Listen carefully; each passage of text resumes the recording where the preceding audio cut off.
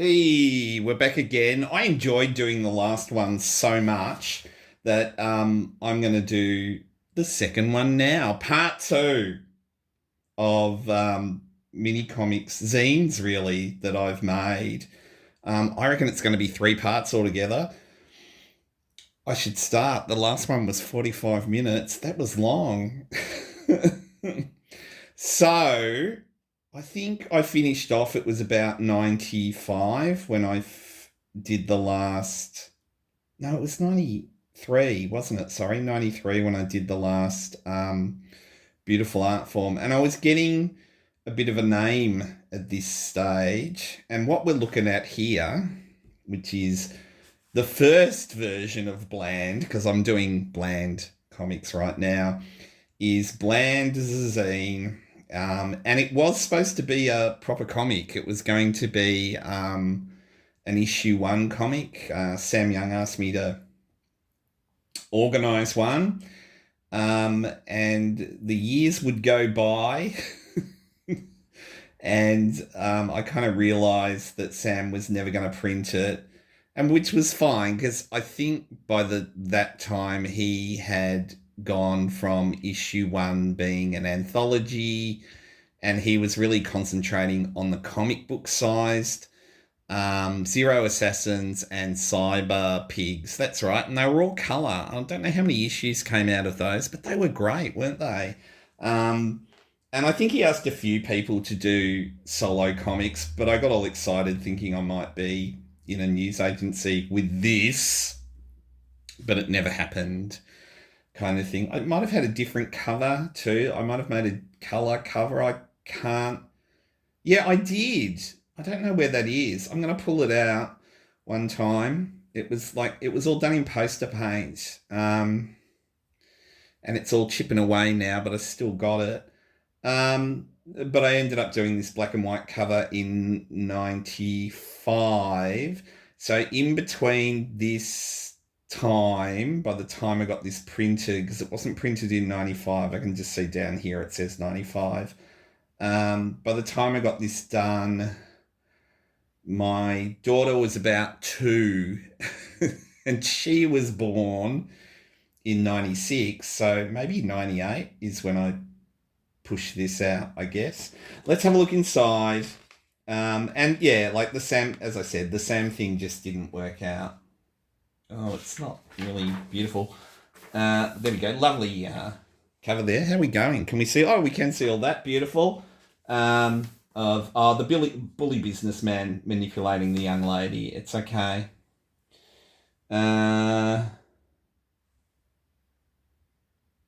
It's published when it's published. That's great.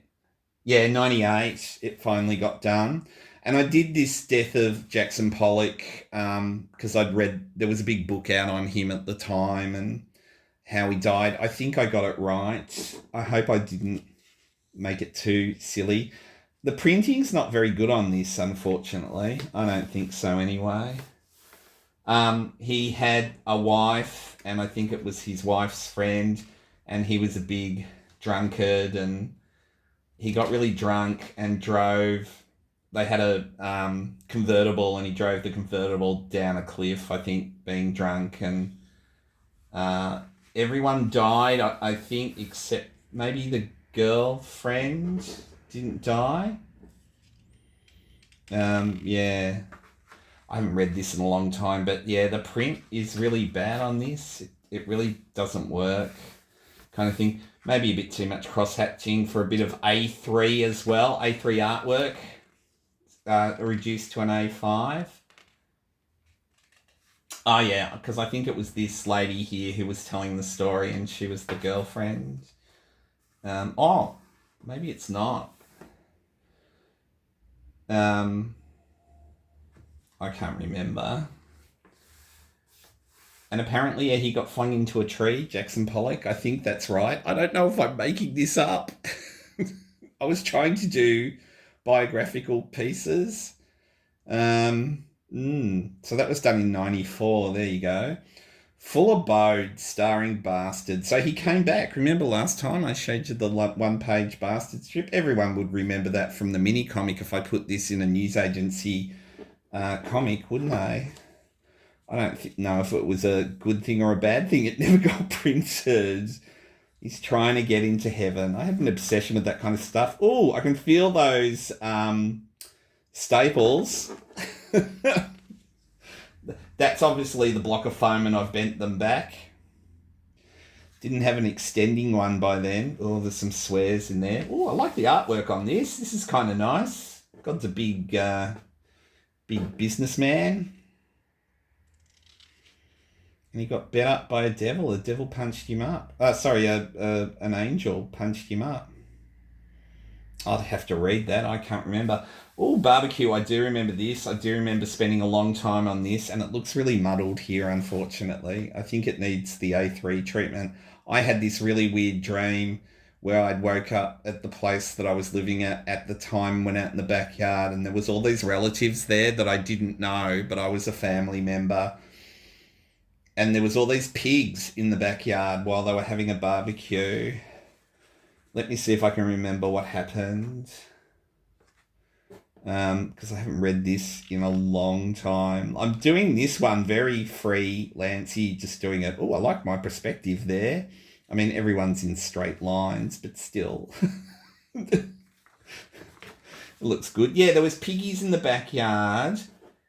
And I can't... Oh, that's right, the police, the ham police, the pork police turn up and get rid of all the pigs, and they're telling us that it's this very serious thing.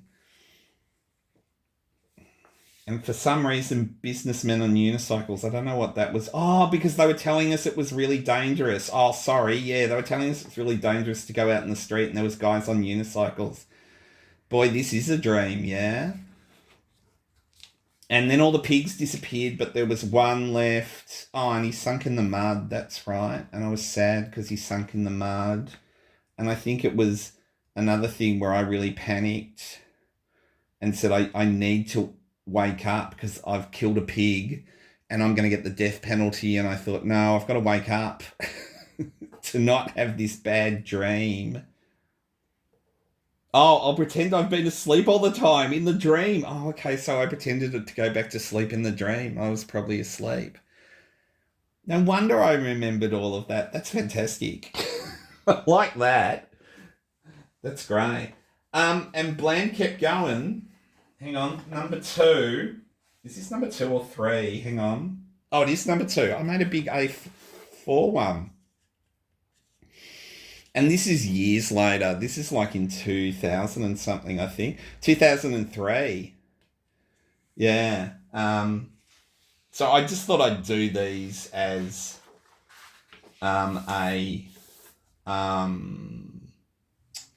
it's a theme because it's all the Blands that I made at this point. My brilliant career. Oh, I think I was talking about cartooning because all my friends had gone on to stellar jobs from university. One is a very famous comedian now, and one works in a renowned kind of theatre company. A lot of theatre arts. They thought comics was a bit of a joke when I was doing them.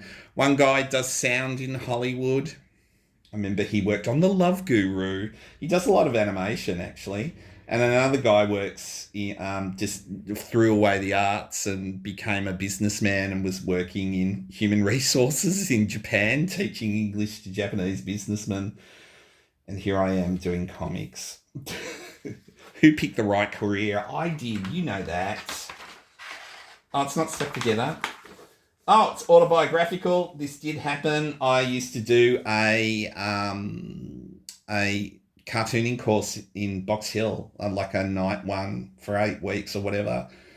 And I was coming home, and this street kid started to bother me. And it's just that. And I drew her. I had no smokes because I didn't smoke. Did I smoke then? I think I did still smoke then. But she asked me asked me what I was doing, and I said I was a cartoonist, and she said, draw me a teddy bear, and I did, and it was sick, dude. Man, that's probably Gen X talking to me then. Or maybe Gen Y. And a sick art dude done for me.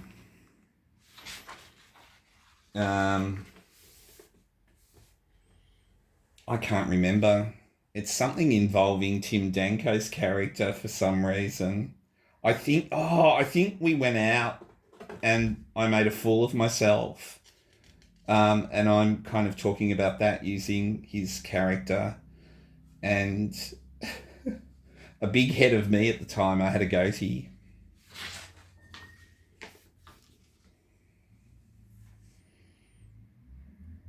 Beautiful. And I had to go home on the smiley train. I really can't remember the time. I was calling people bad names. We should turn the page. Oops. East Ringwood Primary School. This is a dream I had. I remember this, and I was in my... I didn't... well, you can do it. You can kind of pull it apart to see the rest of the art, but I don't know. I had a dream that I was in primary school again with my primary school friends, and the worst teacher, Mrs. Smith. She was horrible. 70s primary school teachers. Anyway, what did we have to do? We had to draw lines with a ruler or something, but I was a big rabbit and in my late 30s, yes. So I was me at that time, but I was a big rabbit and everybody else was 8-year-old primary school kids.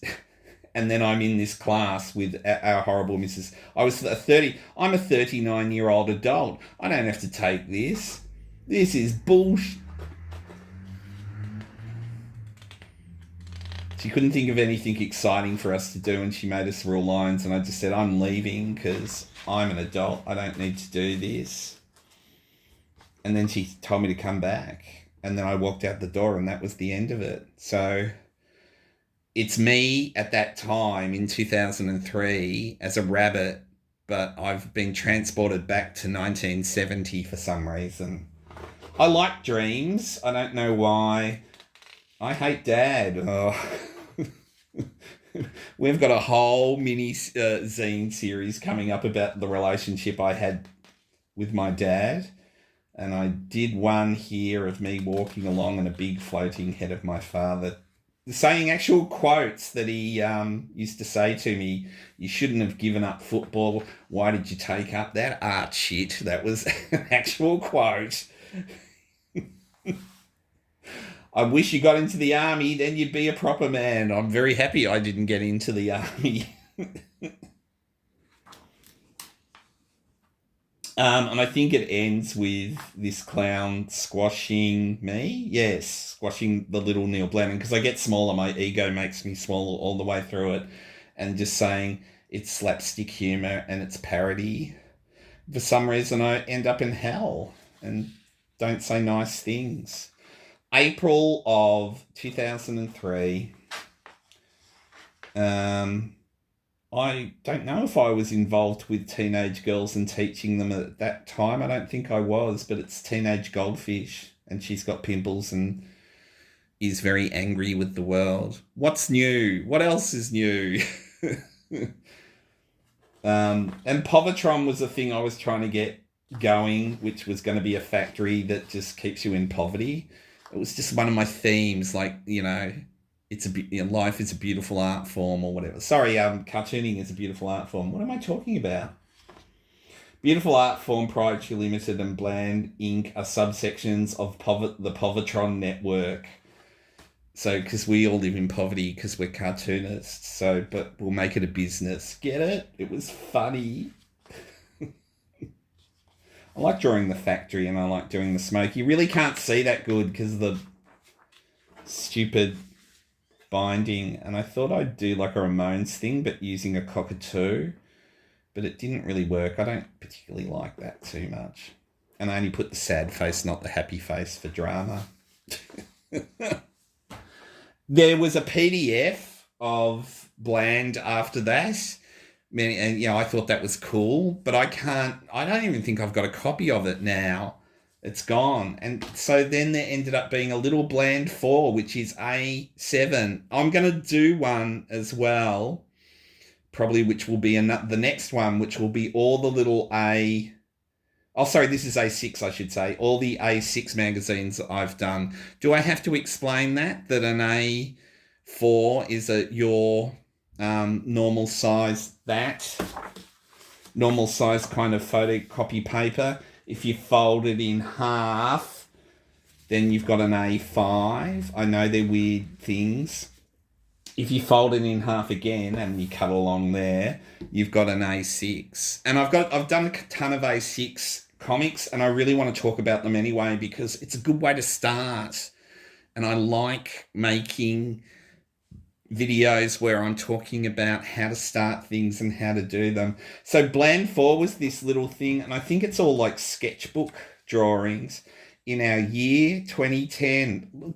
Look at this. I didn't cut it very well, and this looks like a staple on the side.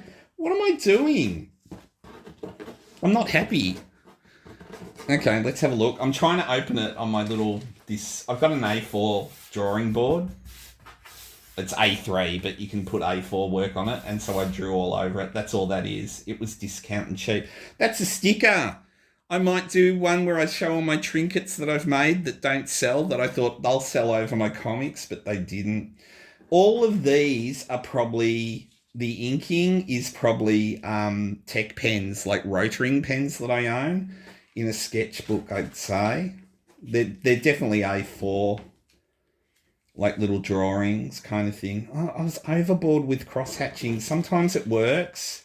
I think I've gotten better out of it. At sometimes it works better now, and it doesn't get kind of like this blacked area. Can you even see that when that's like that? There we go.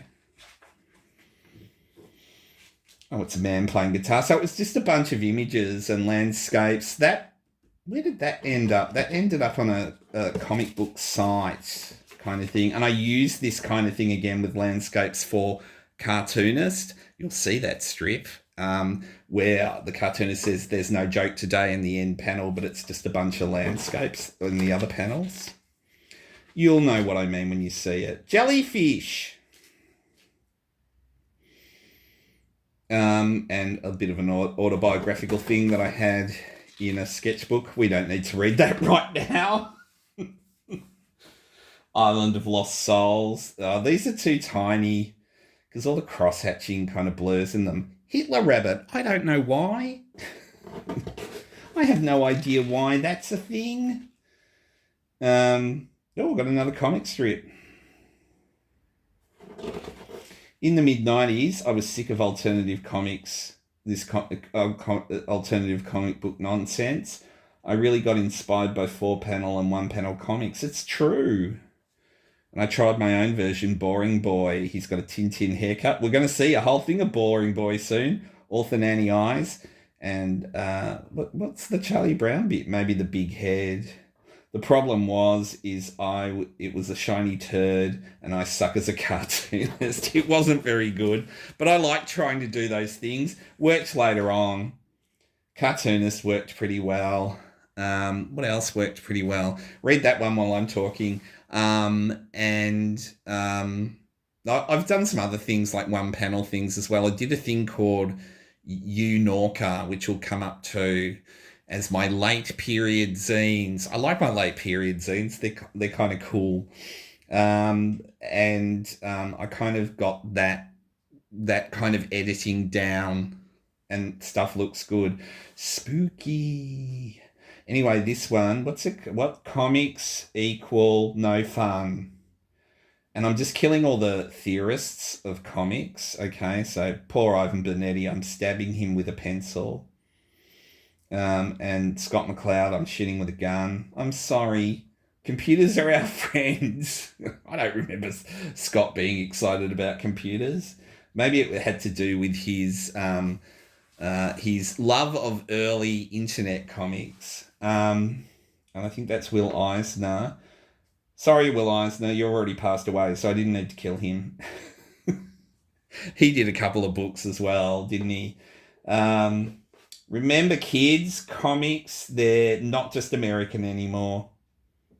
Said by the Bug and Stump guys. It was. I thought that was amusing, and I think we should all keep that in mind. It was in one of the Bug and Stumps comics. They're not American anymore. Not just for Americans anymore. And that was just done, I don't know, on an A4 bit of photocopy paper that I had 4 panels on. And I just drew that up there. So that's Bland 4. But Bland 3, I can't remember. I don't know. The other thing I started to do, I've got to show you this first. The back cover was individual photos of my daughter when she was little eating breakfast. You know, she's big now. She's well past this. She's a mature young lady. Um, Again in 98. Okay. And I did doodles up here because there was so much space. I don't know how I did that kind of thing. And this one says it's 10:14. Go to sleep, Emma, who's watching The Little Mermaid, probably on a video. She's like 2 at the time. Bits and Pieces was all the stuff I did for other people's magazines. And I just started to compile that stuff because I just didn't have time. This time where my daughter is very little it wasn't a time of a lot of comics. As you know, when you're a dad or a mum and you've got kids, you love the times that you do get to cartoon, but it's hard. This ended up in Platinum Grit, and it was just about my daughter waking up early in the morning, and I would have to go and get her because my partner had had enough at the time. Bestest gig was about AC/DC playing at Eastland Shopping Centre. Now, I just read about this. Someone had a photo of Eastland in the 70s, and someone in the comments had written, oh, that's where AC/DC played in 1976. And they just did 2 songs. I think they did Dirty Deeds and TNT. And it was for Windsor Smith Shoes. And the host was Izzy Dye. Remember Izzy Dye? It's only going to be people of a certain age. So, like I said, for people who are out of state, Eastlands was in Ringwood in the outer eastern suburbs of Melbourne. And I thought it was the greatest thing ever. I hadn't seen a live band before, and they were so loud. And it was AC/DC. I got to see AC/DC with Bon Scott in them twice. That, and at Cup Rock. I went to Cup Rock on Cup Day it probably was 76 again. And it was AC/DC and Hush. What more could you ask for? What a great thing to go to. Cricket Romance was in Eddie magazine. They did a sports one. Orange Juice was in something and I can't remember. I do like the fact that I tried to do something different with this kind of weird shading. And it was a dream. And it's one of those dreams where you live in a house and you go, what's that door over there? And you open up this door and there's a whole other house there or something. And you're going, why didn't I notice this before?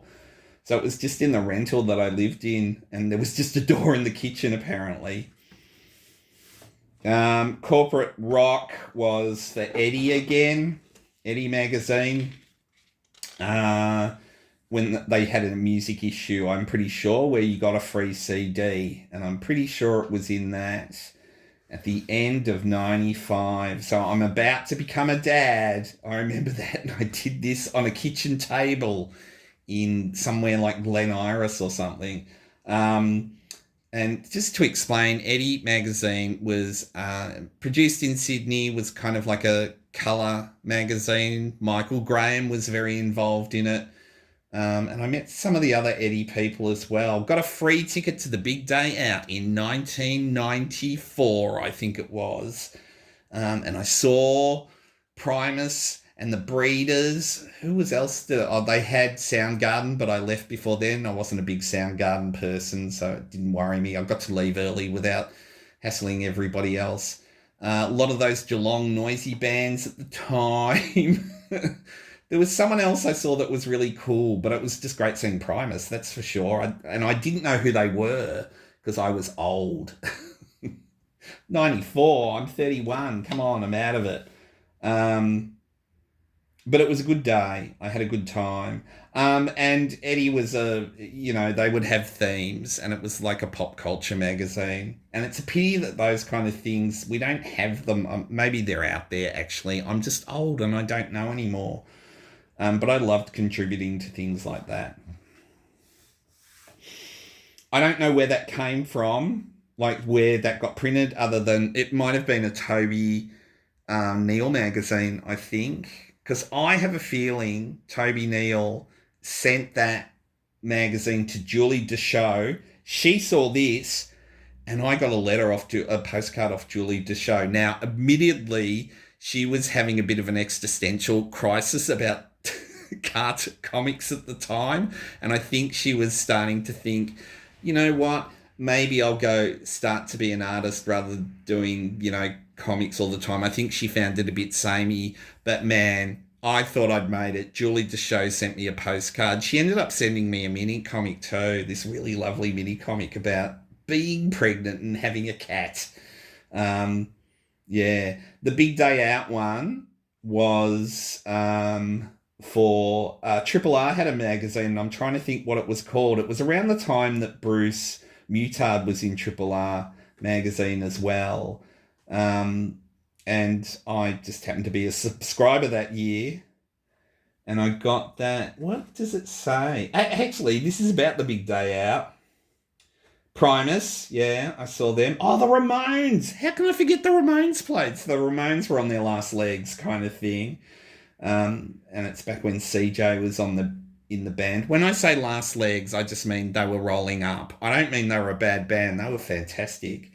Yeah. And that was great.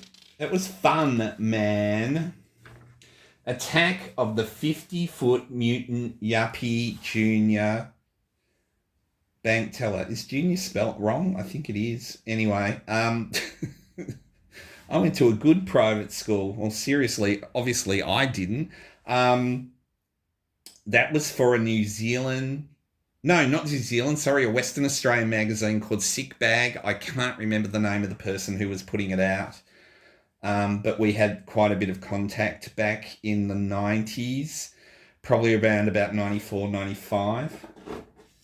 Actually, it might have been 93, just when people were in contact. Now, you can't see that, but there's a whole bunch of Australian comic book characters as the audience. There's Jared Ashworth, you can see him. There's me.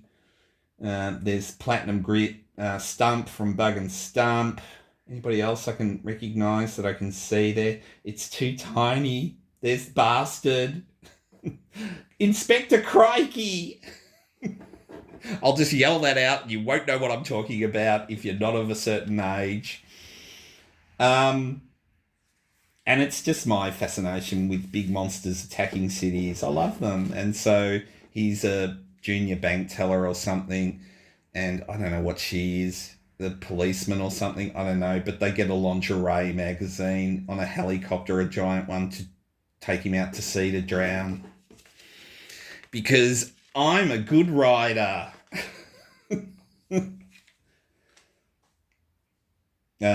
Yes. And she falls in love with a big policeman? I don't know. Marty McFly and Mr. Peabody lied. It was Eddie magazine. They did one about the future, and I did that, driving around in my Tirana 60s tin metal rocket ship, which I think I had a book on tin toys, so that's why I was doing all of that kind of stuff. Something about Walt Disney's head that's frozen. And the apes have taken over, of course. All in one page. Stardate 2063. I'd be 100. I'm still alive. That's great. I don't know what this was for, but this was about OzCon. So there's Jared again with my head on a platter. I don't know why that's supposed to be Antoinette Ryder, but it is.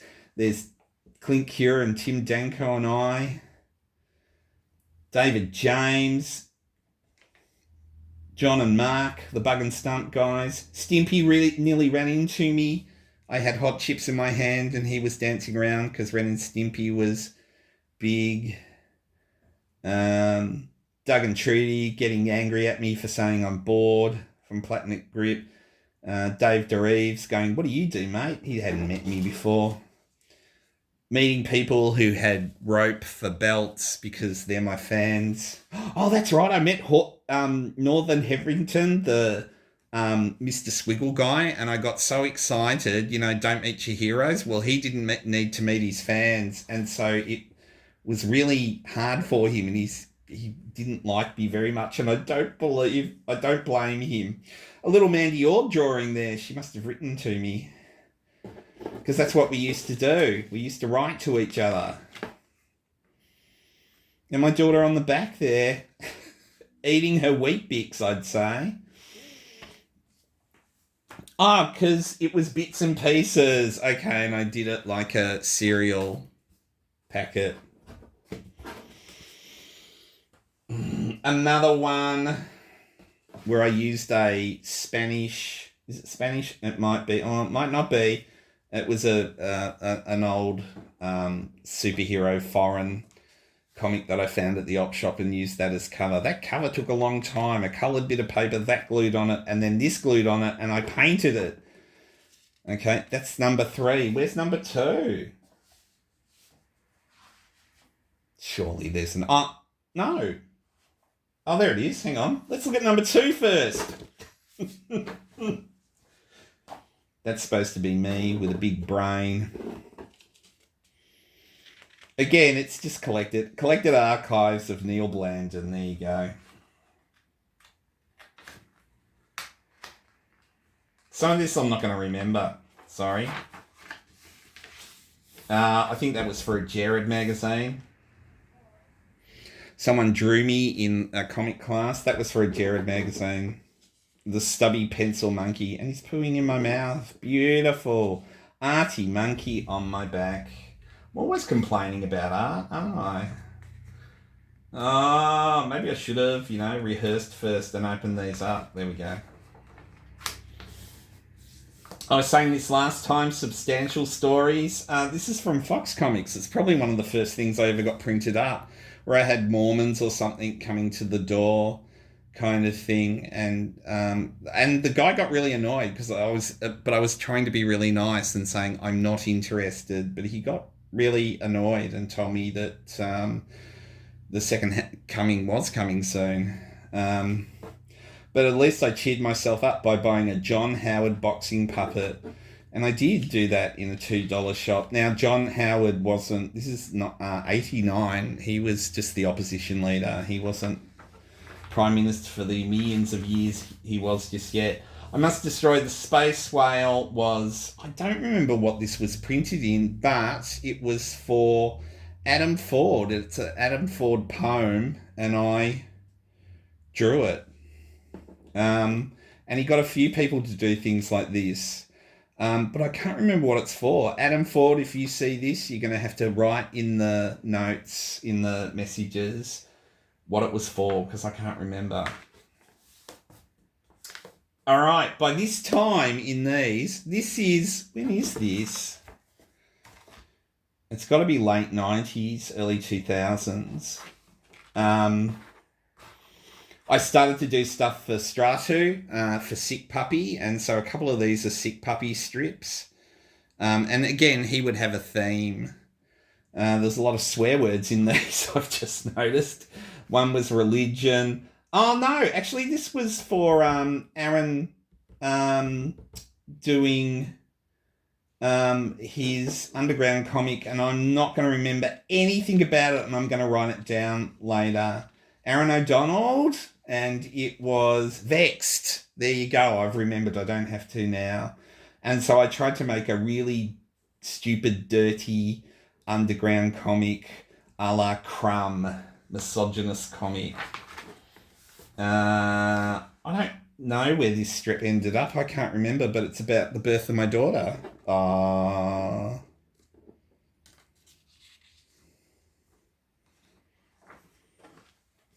I think I did that for Fox. I don't know if it ended up in Fox or not. Let's Go Shopping. It's a stupid strip because everything I did that early was stupid. 89, yeah. Superhero Person, I think, again, was for maybe Sick Puppy. I'm not too sure. Zero Assassin Goes to the Shops was a strip because Sam asked for backup stuff and it never got printed. But and I think someone was saying this on the internet that there's a whole bunch of these strips that never got printed. and someone's got them all, and someone could turn them into a book, and it'd be great to see all the Zero Assassin strips that everyone did. I think Scar did one. Somebody else was telling me they did one, and I can't remember who it was.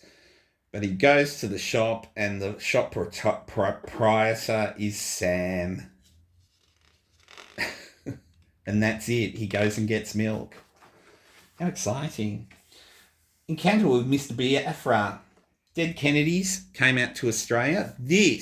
Actually, the AC/DC one and this ended up in a magazine by a guy called Nick Core in the 90s. And I can't remember what the magazine was called off the top of my head. And he was a housemate of friends, and we would have known each other if I was 5 years younger, because all these guys, they actually went to Rutherstone, which was the teachers' college I went to, but they also lived out in the eastern suburbs kind of thing. Anyway, I went and saw the Dead Kennedys.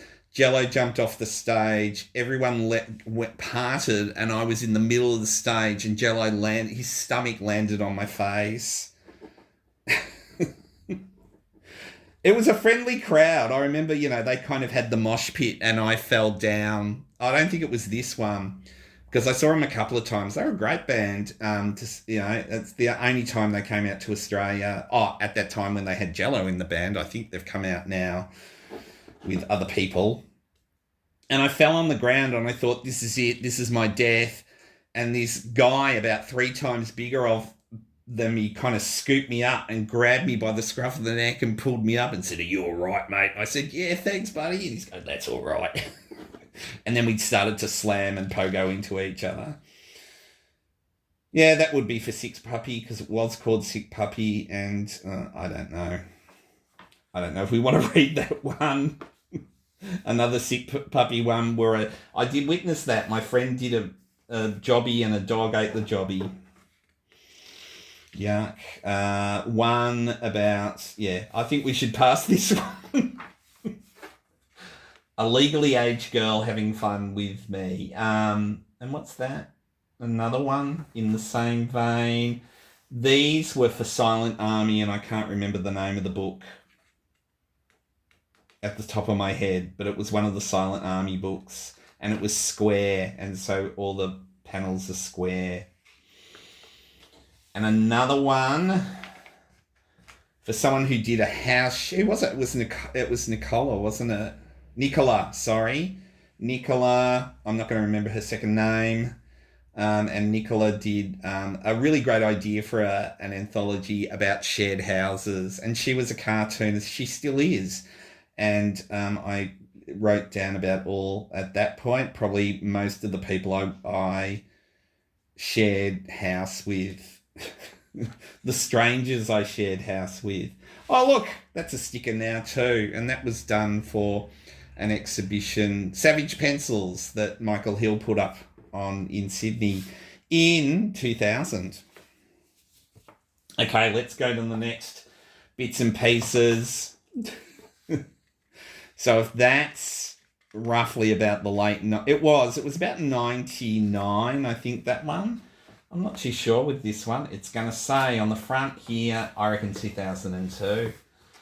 If it's got some Curay art in there of me whipping students, I reckon it's 2002 at least. 2003. There we go. And it says it all here. Grunt is from Atomizer, the one and only, because that was Strato's thing. He did Atomizer, and then he did Blackguard. That's right. Boy, I've got a good memory. Shopping from Silent Army #1. Backpacking from Pure Evil. Those square panels were from Pure Evil, I think, which again was a Silent Army thing. Footnotes from Tango. Wow. Tango by Bernard there. Peter Chris thing. Necrodation. Might have been a Glenn O. Smith thing. I'm not too sure. John Law's quotes. That was a Glenn O. Smith thing. I remember that. Cappy America was for Ryan Valla for a superhero thing he was doing. Y was Sick Puppy, A Hasty Settlement, and A Dog's Bequest were the graphic classics. Yes. I did some work for Graphic Classics in America. Media Graveyard. It's got Rubberneck with a question mark. I think Rubberneck was a little thing that the Silent Army people did. It's got email address. Wow. So we're really getting there now. That was just something my daughter and I did. She was very little and she made up a poem, and I drew the poem on an old diary page. Yep, Grunt's a little silent thing.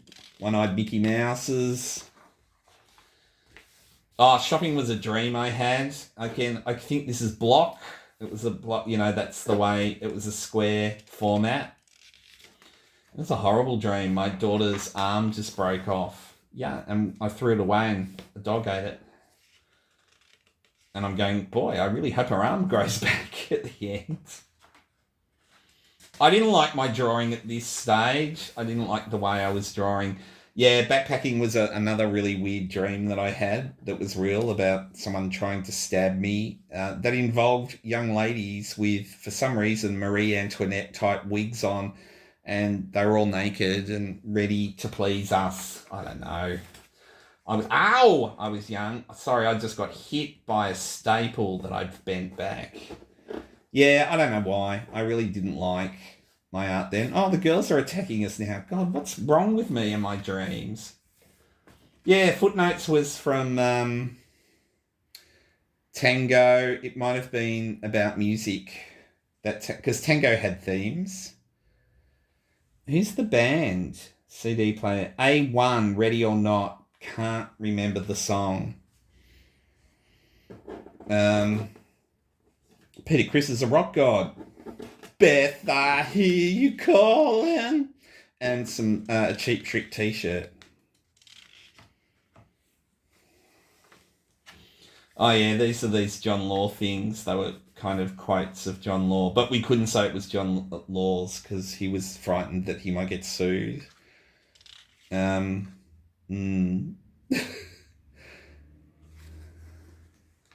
There's the Captain America thing that I did for Ryan for some superhero thing. And yeah, Wise, a sick puppy one. I don't know why it's so small again. I could have made it bigger. I must have been paranoid about, things being over. Hasty sentiment. A dog's bequest he asked for in colour, and I didn't know how to colour at the time on a computer. 2003. I don't even know if I had the programs. And so I did the crumb trick that I'd heard about, where he got rubber cement, took a photocopy, got rubber cement, pasted it on a piece of mount board, and then watercoloured it. And so if you ever see the Graphic Classics book of Ambro Pierce, that's in there in watercolour. I'm pretty sure it is. I hope I'm not wrong. Media Graveyard, RIP CD-ROM, RIP comic books, Let Me Live, RIP Super 8 film, RIP Viewmaster, Vinyl. Vinyl came back. Better Video didn't come back. It was just a sketchbook thing that went into, a little magazine called Rubberneck that came with a Pure Evil comic, I think, that the Silent Army guys did. Michael Ficaris at the time, Gregory, McKay, and somebody else. Kieran. What's Kieran's second name? I'm not going to remember. And, of course, John Weeks. He was there. They all lived in a house in Melbourne. I also did sketchbooks, and I used to call them Sketchbook Cha-Cha. But I also, I keep doing sketchbooks now, and I just I write sketchbook wrong. And one time I was at a con, and this girl was going, oh, no, I don't like that. Because I'd spelled it wrong, and it was deliberate. But I think her autism or something was acting up. She didn't like it. And it's just sketchbook stuff. This is a great way to start to do things too. You could do sketchbooks. I've been telling my daughter, that she should do some magazines of her sketchbooks because she's just got beautiful sketchbooks and she's just done them all the time, and she could do that and sell them along with all her trinkets that she sells at cons, all those artist alleys. Artie Monkey, he's not very nice. 99. Yeah, I used to have, I think, an A5 sketchbook. If I was the manager of Nick Cave and Henry Rollins, I'd get them to eat cheeseburgers and write jolly songs. I'd probably get them to do something else too, but you can't say that, can you? A cheeseburger and a good hard sketchbook stuff again, where I just drew up a whole bunch of panels and just put images in it. Doesn't really mean anything. I might have done this in pencil. That's why it's kind of smudgy and grey. Saturday Morning, another sketchbook comic. Oh, look, it's Schultzy. A Schultzy page. Yeah, it's just all sketchbook stuff. There's something here, I can tell. I can feel it. There we go.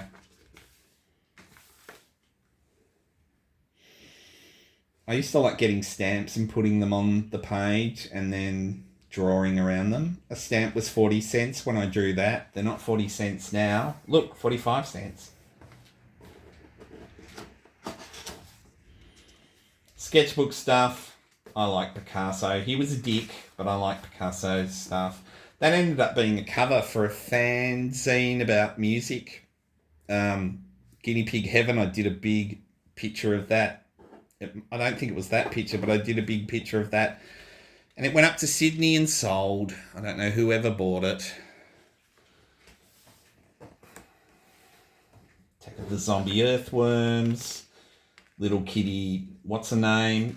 These are all kind of, like 99. The late 90s, early 2000s. I started to get really into sketchbooks again, particularly once I had a kid. And you only get certain amounts of time to do stuff. Sitting at a drawing board is a big effort. So you just do stuff like this. This Michael Ficaris he just got a copy of Dirty Plot #1, and we were just going, oh, we're old, and I remember when it came out 10 years earlier. It didn't stop, did I? We just got older. 50-year-old woman dressed as some Star Trek general or something. An Armageddon, 1999. I do remember Armageddon. That was a New Zealand con that came out to Australia. I had pill problems then. I was taking something for depression. What's going on? And something to sleep in 1998. It's all good now. Oh, John Weeks was telling me off. I do remember that. And I did a bit of a Jack Ham montage tribute with Venus, the birth of Venus. Sketchbook again. Oh, we've still got more. Come on. All my roadies getting me ready to use my sketchbook and my drawing board. Let's rock. More stamps. We're almost there, people. Couple more to go. 4 more to go. Boring Boys one I did around 2000. This was going to be my, like doing a newspaper comic, I guess. So I thought I'd do Boring Boy. And it's all printed in blue because the printer got it wrong. I wanted just blue covers and white insides, but that's what we've got. I'm not going to show all of these. It's going to be too hard. I think I'm just explaining there why I did this. So it started off as a 4-panel strip. And the thing is, I'm bored each time. That was it. Why that is upside down is because I'm bad at... Why are they upside down? Boring Boy. Gee, I made it easy for people, didn't I? Oh, it's always going to be like that. Okay. And then I went to 4 panels, but in a landscape instead of a portrait. I don't know why. And I think this kind of leads on. He meets a girl in a bar, but it's all boring. Oh, but he gets to sleep with her and he says that wasn't boring at all. Boring boy scores. Maybe I could do this each time. Oh, and then he's all men are bastards.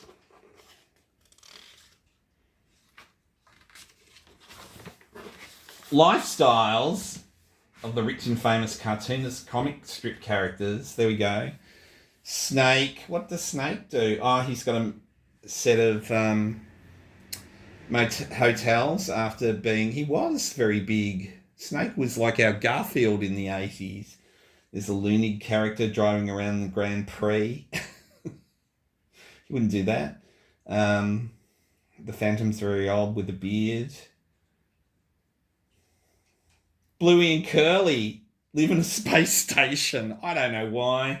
Ginger Meggs runs a cartoon character school. Be funny, damn you. Boring boy will work for food. Geez, I've used that joke a few times.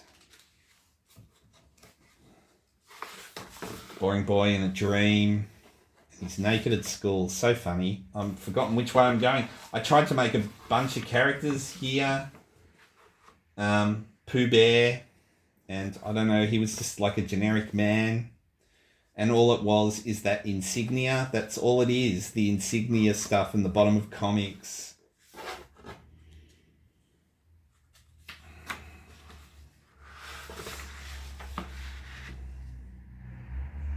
Oh, this is boring. He went to see a film and he didn't like it. I really wanted to do that where I used those kind of Letraset people and made a comic book. What's this? Humanity in many ways strives to be a better place. I'm talking about that, and at the end it's kind of like, so why are you reading comic books? This is difficult. I don't like this one. Oh, I like that plain one. There you go. And it's all little nationalities on a tropical island. Look out, here comes the joke, but Boring Boy just says, please get me out of that joke. Well, I like the lettering too. I tried, everyone. I tried. I think we'll flip through this. I just wanted to do a photocopy one. I mean, that'd be so... Are we going again? Yeah, we are. Sorry. It just stopped. I don't know why. That's okay. I'm not going to edit it out. It's fun. The Death of Boring Boy. That's probably the nicest strip. Oh, well. Dumpster was my first attempt at doing something longer because everyone was trying to do graphic novels. And, you know, graphic novels are a thing now. I learnt by trying to do different things that I'm really good at short comic strips and I should stay well away from trying to do graphic novels unless I've got something to say, I guess. So it was like a silent thing about a little character who is born, but then his mother dies, and so the doctors decide to throw him into a dumpster. And then he lives his life, and it took so long. He lives his life. Oh, he gets brought up by some cats. There we go. And the cats look after him, and then he gets older, and he's still nude, and he hugs the cats goodbye because he goes down the street. I love how he just goes into a shop and steals clothes with all the prices on it and people are running after him. The worst cross-hatching ever. You would probably have to have this in A3, but even then, I don't know what I'm doing. Yeah, I hope it doesn't turn off again. I'm sick of this. I don't know what's going on. It just keeps turning off.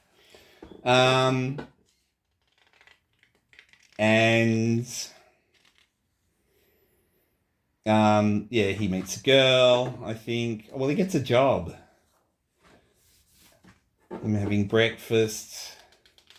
Talks to his boss, who's a dick. Meets a girl. They get married and have kids.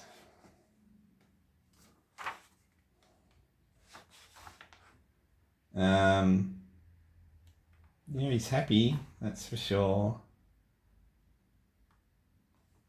And then we meet a little poo for some reason. Why do we meet a little poo? Oh, it's his vomit. Oh, he turns into a drunkard for some reason.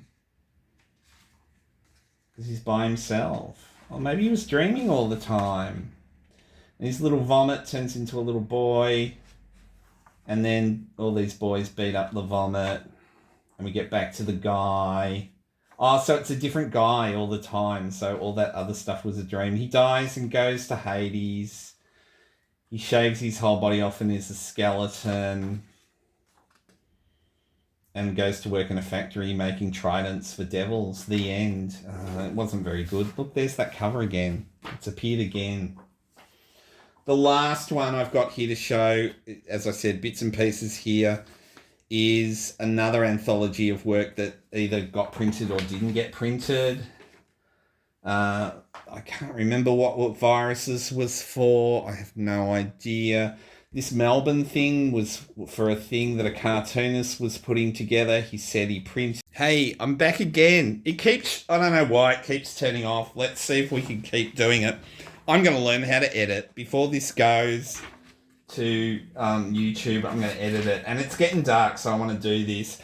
I would do anthologies. This one is probably in the 2010s, 2016, I think it was.